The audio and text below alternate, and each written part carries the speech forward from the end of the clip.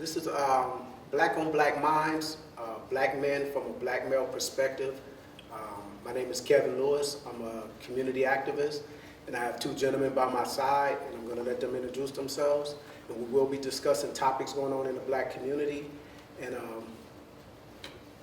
my brother. I am Cedric Muhammad, San Antonio's representative for the Honorable Minister Louis Farrakhan, and have been a member of the Nation of Islam for 26 years and an activist since age 19. Mustafa Ali, born and raised here in San Antonio. I've been Muslim since December 1989. Community activist, volunteer for the prison system, homeless, and just willing to try to put in the work, hopefully with all of us, as sincere as possible. Okay. The first topic that we will be discussing is the black family. And I know, Cedric, you know, when we had the Stop the Violence summit here, one of the main topics that people were bringing up was the black family as being an issue. So the first topic we'll discuss is the black family. We know that things begin at home. And so let's talk about what's going on with the black family from a black male perspective and a black man in a household. Well, I'll say this. Unfortunately for our people, we have a tendency to judge black people, ourselves, by our present state. Unfortunately, we don't want to do anything to examine why we're in the current state that we are in. None of us do any research about our economics. None of us do any research in terms of the condition of why black men aren't in the homes as often as we should be. None of us, and I'm using indefinite none of us, because wherever the weakest among us represents all of us. So we're only as strong as our weakest link. So I'm saying we don't do enough research to know our true history, to determine how it is that we got here. I was in a dialogue with some police officers, black police officers, and they were talking about policing the black community and the violence that they come across. And they asked me, they said, brother, why are people doing those sort of things? I said, man, you have to understand where the black man came from. You got to understand, we were brought over to these shores. We didn't ask to come to the United States. We weren't brought into slavery at the date that they gave us in the 1600s. No, the Honorable Elijah Muhammad taught we were brought here in 1555. And they spent 64 years training us, programming us to think a certain way. You can't just pick somebody up and put them into slavery. You have to change their mind. So what did we learn in that 64-year time period? And then what did we learn under chattel slavery? What did we learn under the Jim Crow era? What did we learn in the 60s, the 70s, 80s, 90s, and even on up to now? What are we being taught in the educational system that causes black folks to be angry and quick to explode in certain circumstances?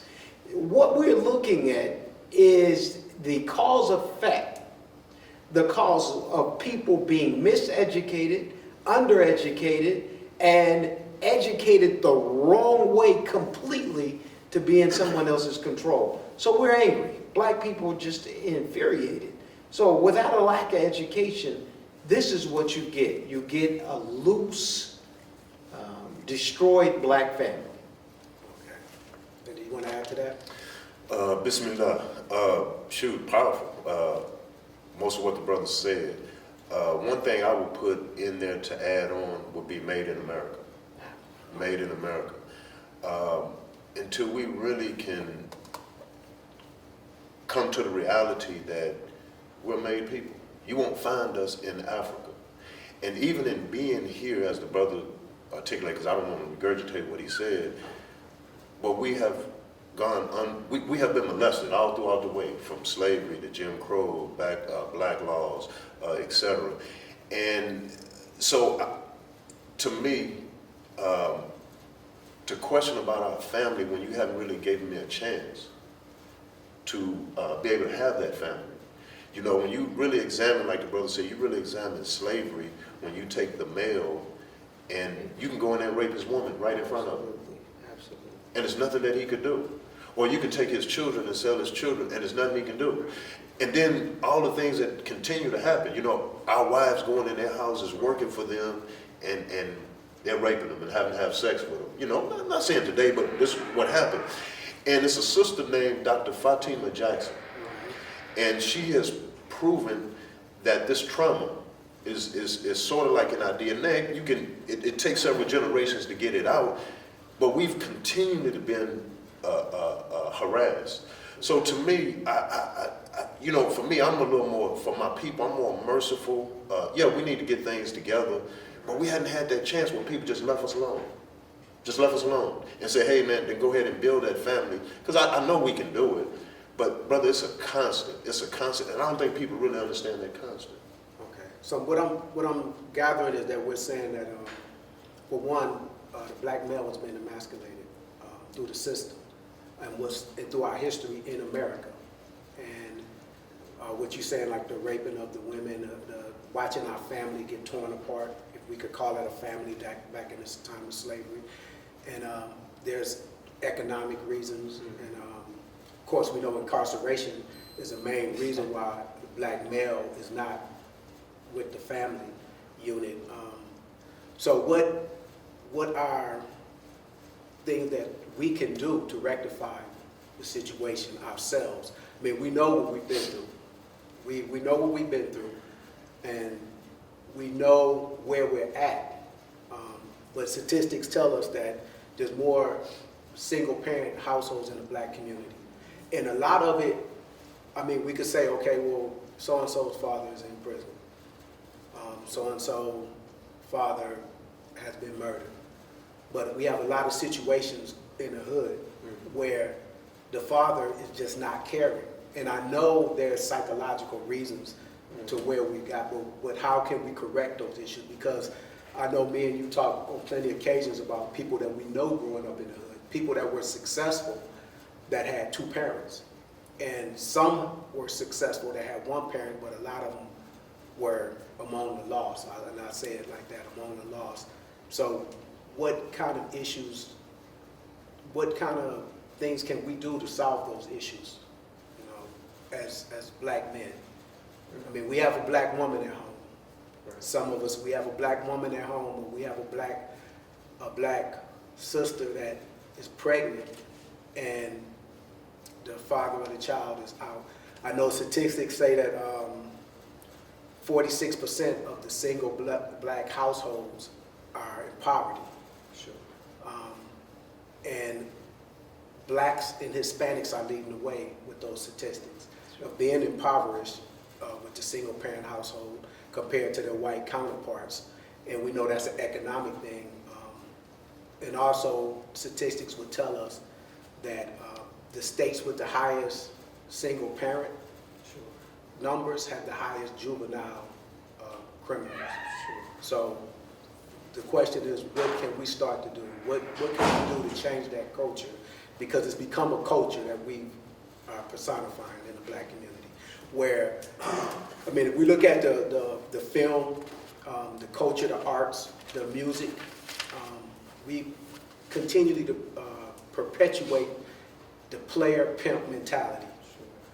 When you look at back in the 70s, when you had the black exploitation films, you had Shaft, you had Superfly, you had the Mac, you had Dolomite, and then, I mean, even just in America, you had 007, where sleeping with a bunch of women, you know, it was that was the thing to do. That was the macho thing. And it seemed like in our community, I'm not worried about the rest of America. I'm talking about us, you know, how do we change that culture that we've adopted? So that's what I want to discuss. How can we change what's happening? Well, we have a saying in the Nation of Islam, and that is, take charge of my post and all temple property in view this is relevant to black men as a whole. We have a responsibility because God commissioned us to be the heads of household. In fact, in the Holy Quran, Allah says that man has been made degrees higher than the woman. That's not to insult her intelligence, but it's to say that God put us in charge. Even in biblical terms and in the Torah, God is the head of household. So this is our responsibility. But the way we change this is that it's, first of all, it's already in us. You know, us three men sitting here. I read my brother's page on Facebook all the time. Every time he quote, I read. I read all the things that you post. It lets me know that there are many of us that know how to go into the community and connect with the people. But what it's going to take is unity between the three of us and our organizations. What it's going to take is it's going to take the church coming as one with the Muslims. It's going to take the NAACP working with other organizations. It's going to take the black man and Latinos también, Mexicanos. It's going to take all of us to go into the community with a constructed game plan, to go in there and not bully our young brothers into submission, because that ain't going to happen. They ain't going to let you do that. But to go in there to them and not preach them into submission. But my father said this to me years ago, and the Honorable Minister Louis Farrakhan has echoed these sentiments for years to us as members of the Nation of Islam. He said, you build a person, you build a nation. He said, you go in and you meet the needs of the individual before preaching to him. So my father said that when he was in the communities after abusing crack, selling crack and all that, he went back to the crack houses as a preacher in his church, and he figured out that he couldn't go in there and preach Jesus to them. No. So he brought them food. He brought them clothing, and he made sure they got shelter. And then when they were comfortable, he said, this came from the Lord. That's got to be our mission. We can't be afraid to go into the neighborhoods with the gangbangers. In fact, the Honorable Minister Louis Farrakhan called on 10/10/15, October 10th, 2015, he asked for 10,000 fearless men and women to go into the communities and stand between the guns of the rival gangs to call peace in our communities. So really and true, we have it inside of us to go into that community and clean it up. But the question is, do we have the courage? Do we have enough love for our people to go into that community and set us free? Okay. Now, we have it within us, but we haven't done it. Absolutely. We haven't done it. So, Yeah, my perspective on that is, man, we got to get into ourselves. You know, in terms of building a family, one thing we need to realize, we've done it. It can be done. But I'm more of the mindset, I think we got to leave all that outside stuff alone. Meaning that if we're going to build us, man, it got to be about us. I understand it's different things among us. Muslim, Christians, all this, right? But what I find, brother, like when we talk about these issues, the LGBT is coming up. It's something about women. So I'm more for, we need to get our minds together, right? And then first we realize that whatever we've been doing, it ain't working. It ain't working in any way trying to, see, a lot of stuff is systematic. So unless you're talking about changing policies and changing the system, then really you're talking about doing the same thing. You're talking about basically, you know, we're just gonna go through the same thing. And yeah, you can, you know, just like you can get a few millionaires, you know, we can count a few people that were successful, but the overall, you know, see, like when Malcolm, when he went and took his trip, his thing was, okay, I'm good personally. Yeah. I'm good personally, but really I'm not good because we're not good. And that's why we're here, Right, because right. this brother just told me about his kids in college, your kids in college, mine in college. I mean, really, for the most part, we, in this society, quote unquote, we're good. So that means But we don't feel good we got the because formula. because we got people in our community that we know that we were blessed. You know, for whatever reason, it was triggered, but we were able to read, get ourselves out of certain, like the brother said about research. One thing, like you mentioned about Facebook, this is just me. I'm big on this. I think give people the information. I ain't got to tell you how to think, brother. If I can give you the truth, Right.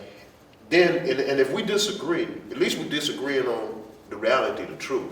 Right now, brother, we argue about things that have nothing to do with nothing. Okay? And that wastes our time. And then here's another thing.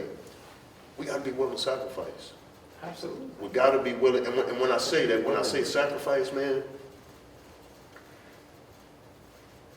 slavery we know was bad, happened. And we hear about people, they, you know, whether they were rebelling, escaping, but they longed for freedom. But what they didn't do is say, well, hey, if I can't be free today, I ain't gonna fight. And what I see many of us do is that, well, if I ain't got it today, I'm not thinking about tomorrow. But the people that you're dealing with, they're not thinking like that. Like they regentrifying the east side. Do you think that just came up like last year? These are plans. Right. So you're talking about 5, 10, 15, 30-year plans. We got to be more about that. So I believe, getting to your question, we got to come together, right?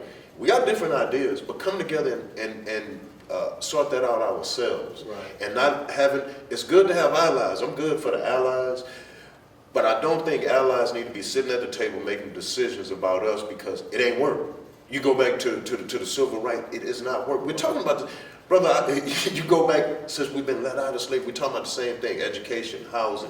As Dr. Claude Anderson says, you know, it's rigged. All this is rigged. So until we can come together, the black woman and black man, regardless of what you believe, regardless of your orientation, you know, because we all have different views of how we see, and really talk about us and not bring in outside issues, then I think we can start something. And I think every community have to have something like this in doing it. Right. It don't, you can't wait for some superhero to come. Right. It ain't gonna happen, brother. Yeah, right. And a lot of things that we're talking about, the individualism that's going on, a lot of even successful black males with the family is me.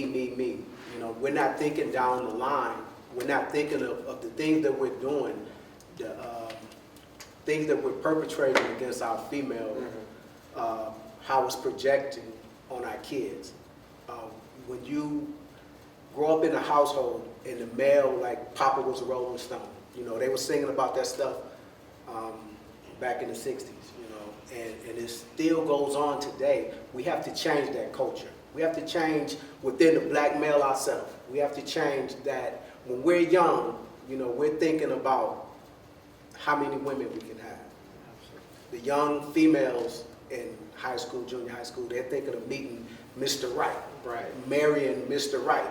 The young males are thinking about how many women can I have until I get Mrs., you know, the right one. Well, I'm going to pick her eventually, but I want to play, you know, play until I do. And I think that's one thing that we need to change as men, change in our male youth. Change that thought, that train of thought of running through women.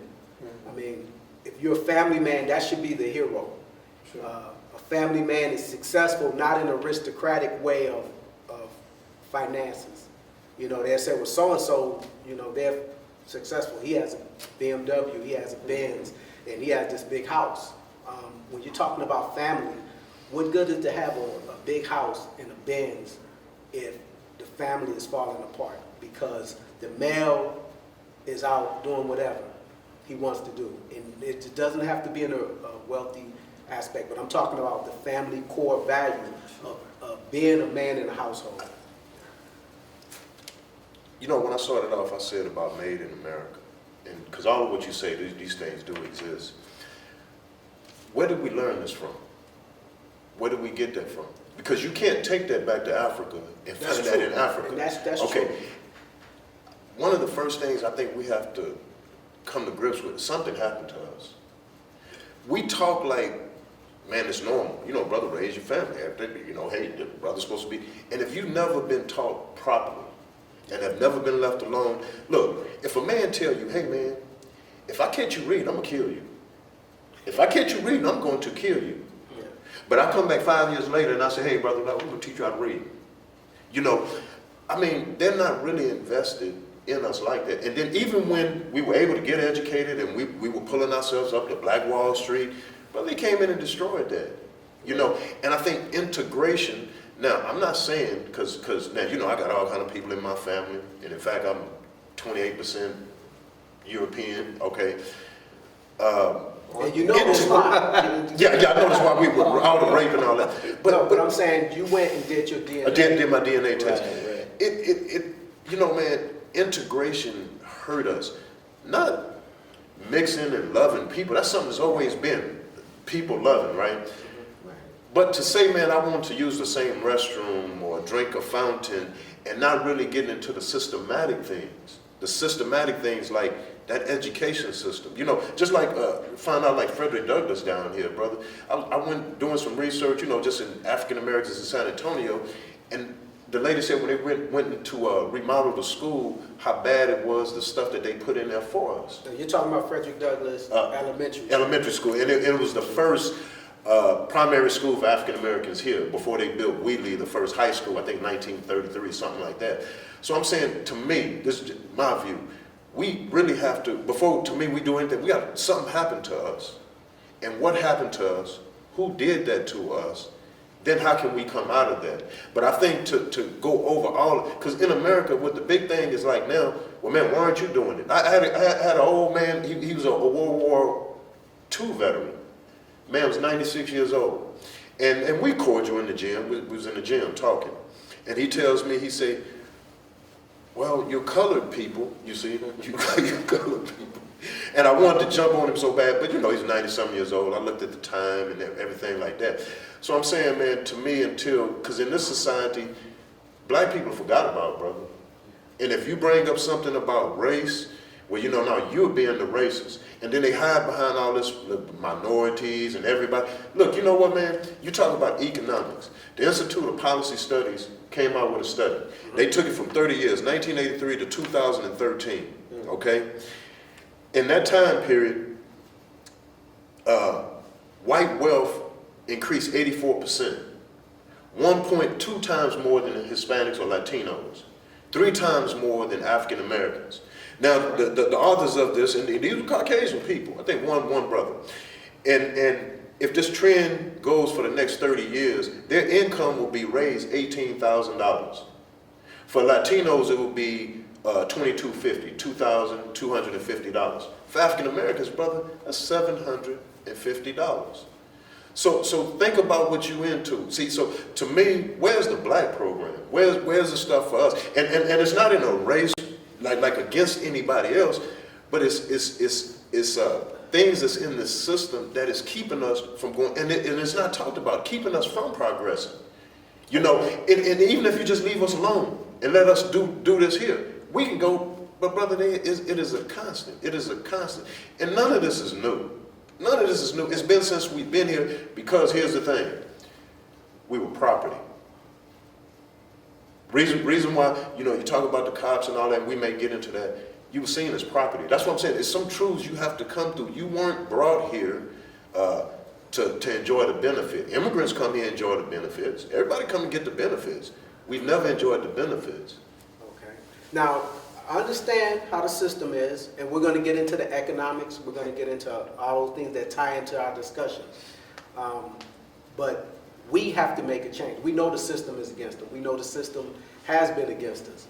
But we have to fight the system. Sure. And fight ourselves on what we're doing. Sure. And that's the beginning of the change. I mean, it has to be a revolution within ourselves, because we already know the rest of America is not going to join in to help our situation. The media, if you listen to the media, they project the black male as, you know, an animal that the fathers being the worst fathers in America, and that's not necessarily true. Black males engage with their kids just as much as any other race. The CDC has found out that a lot of the things that's projected throughout the media, which we know is purposely done, psychologically to affect us and some of the poor Caucasians, that have this image of the black male seen as in a negative way. But we still have to fight amongst ourselves. We still have to fight. If you're in the ocean and you're just on a raft and the current is pushing you out, you still got to fight to get to shore. So I know the current is there. We know what's happening with the system, but we still have to make a change amongst ourselves. But you got to acknowledge that the current is. Yeah, we have to acknowledge it. We hadn't done that. We hadn't done that. A lot of us have not done it, and I think a lot of us have done it. But even the ones that have done it, we still want to keep some of those things that the system has put imprinted on us. We still want to be out there doing one thing and then still doing something on the side. You know, I want to have a side chick. I want to have, you know, blah, blah, blah. And then you hear about these political activists and whatnot. I don't want to get into any names, but you hear about them in the struggle, then all of a sudden this comes out, so-and-so has a kid out of wedlock, Sure. and this person have kids, and then we know they'll try to use that against you to weaken and weaken that person's strength in the community, because they'll be quick to blow that out of, you know, hey, on every news channel, so-and-so did this to this woman. So I think amongst ourselves as black men, we have to make a change. We have to make a correction. And it's going to really be with the positive male figures in the community. We probably can't go out and just grab some kid and say, hey man, stop doing this. But we have to get them when they're younger and change that ideology of being a player, being a pimp, Papa being a Rolling Stone, boys will be boys. We have to change that mentality. The next thing I want to get into is black economics. And with the black economics, you know, it's really a sad thing in the black community, because we look at all the single parent households, and like I said, 47% of our single parent households are living in poverty. True. And most of the mothers, only a third of those mothers are working. So they're relying on the system. And what happens is you have the black male figure not in the household, not bringing in income, because we know black unemployment, since they've been keeping statistics in, I believe, 1953, black unemployment has doubled that of white unemployment every year. At the good times and the bad times we triple the rate of white unemployment. And we don't control the economy. We don't control, well, that's part of the problem, because we don't control businesses. Black businesses, there's 43 million blacks in America, and there's 2.6 black businesses, black-owned businesses. 2.6 million black-owned businesses. So we're not even able to hire ourselves. So what happens is when we have teen pregnancy, single-parent household, we're already behind the 8 ball. And we're not teaching our kids to be entrepreneurs. We're in that individual state of mind, because everyone wants to go work for somebody, make a lot of money, and they're just happy with that. Until it's time to retire, I was successful, not looking at our people. I was successful, I drove a BMW, I have this nice house, my kids are in college, where the rest of our people are still crumbling under this economic strain. So let's talk about the economics, black economics, and your perspective on what's happening in the black community with that. 3 names I would throw out there. Dr. Claude Anderson, he has a thing called Power Economics. It is the only, I believe, black think tank in the United States that's not taking outside money. I think people should support that. Dr. Boyce Watkins teaches business, has a thing where he teaches about business.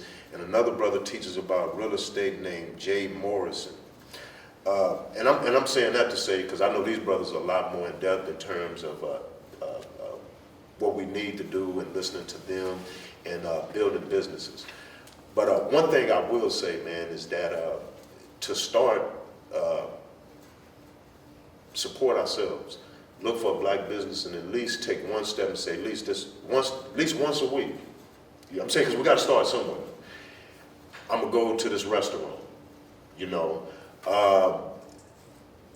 in terms of, I don't know, come back to me, brother. Come back to me. Go ahead. Because my mind is racing and I don't want to. Yeah. Well, I'll give you one name, two names.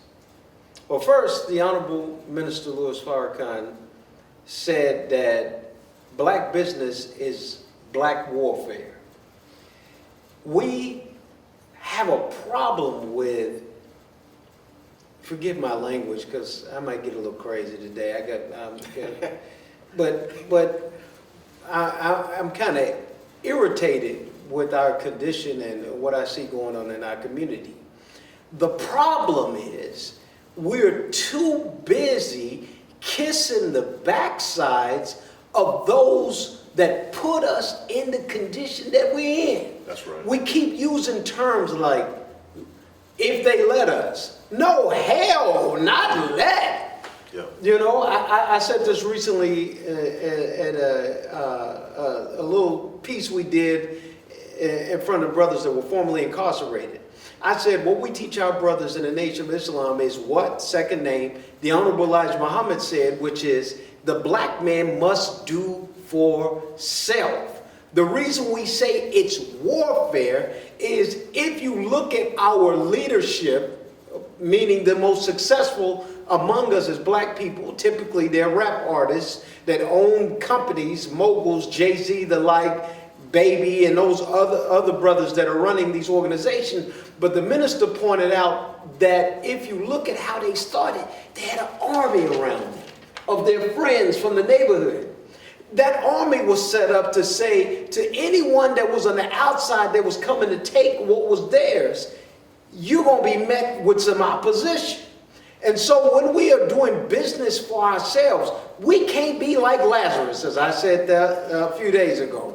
We can't be like Lazarus begging for crumbs from the table of the king. No, we have to take the damn table, break the wood up, and begin to use that wood to build for something in our communities. In this day and time, the youth that we see today that have started groups like Black Lives Matter, and we see them on TV, and unfortunately some of our scary leadership, they get nervous when they see them throwing bottles at the tanks and throwing bottles of water at the police department. Those youth are angry. And the minister said that that group of this generation of youth are the generation of, they make up our generation, we're a part of that generation. They are the generation 2 years before you and I. Those were the ones that, you know. But he said that we are the generation of fulfillment. He said this generation is the answer to our ancestors' prayers. They ain't afraid. The problem is that those of us who are a little more seasoned and older, we can't be scared of them. No, we got to get in there with them and give them guidance. Look, man, your bottle of water ain't going to do nothing to no tank. Use your brain. Let's take it this way. Those brothers are ready for something, but we got to give it to them. That's right. That means when we go to the sticks in the neighborhood and we see the young bloods, or we go to Skinny Block and we talking to the Crips, we don't go in front of them like this. Oh, brother, y'all doing wrong. We don't tell them that they're doing anything wrong. We show them love and fearlessness, and we extend our hands to help them, and they respect us because they know we're coming out of fear, and we're the people that's willing to stand up against their enemy and tell them where the hell to go and get us to go back in that same hood. That dope money you got that you killing our people with, why don't you take it and open up a business and employ our people with it? And then when you start making money, get out the game, show somebody else how you made it. So the problem is we're afraid. We're still depending on our master. Okay, I want to get back to that. You're talking about mainly the elders that's afraid. Sure. And the people that's afraid of the system. Sure, but it's That's some of right. our generation scared. Because you were talking about the economics, and why I passed it, brother, because the subject is so deep. Look, listen to this. Forbes 400 of Caucasians make $2.34 trillion. That's more than all African Americans, plus 1/3 Hispanics. Now think about that. 400 white men in this society have more money than all African Americans, plus 1/3 of the Latino population. So look at that setup. So that's why I say, man, it's just some uneasy truths I think that we have to come to, and we really have to be about getting into ourselves. I agree with the brother, man. You can't be afraid. You can't go and ask. Here's the thing. You keep asking them. Well, brother, they tell us about Albert Einstein. Man, you always talk about that. If you keep doing the same thing, somebody said,